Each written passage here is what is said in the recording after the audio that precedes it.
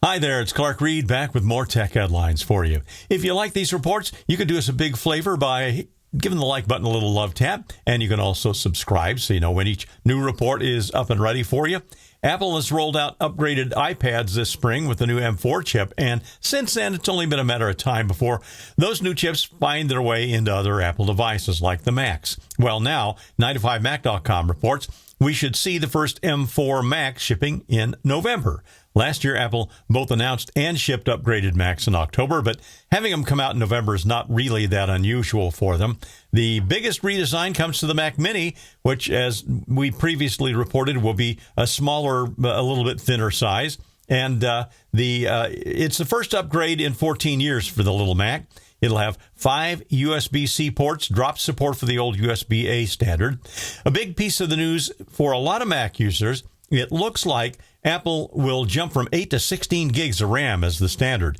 It's been a $200 option in the past. This Mac I'm recording on has the 16 gigs. Well, it'll even include the base 14-inch MacBook Pro. That one will get 16 gigs of RAM too, which will be great. And this is mainly to facilitate the laptop support of Apple's upcoming Apple Intelligence AI.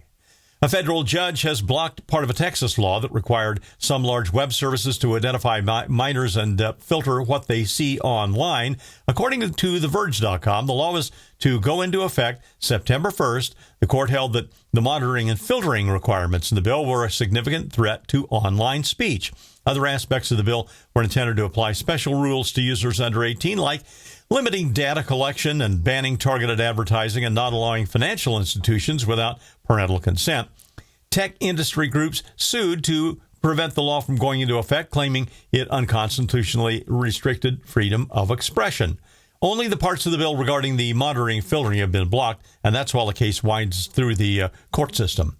Google is pushing out safeguards to get potential voters reliable information, and Gadget.com says Google has announced that it's adding election-related guardrails to YouTube, Search, Google Play, AI products, and for example, YouTube will add information panels that will tell you some information about federal election candidates. They'll have their basic details, political party, and a link to Google's search for more information. Company says the panels may also include a link to the person's official website or other channel. As Election Day on November 5th approaches, YouTube's homepage will also show reminders on where and how to vote. Google search will include aggregated voter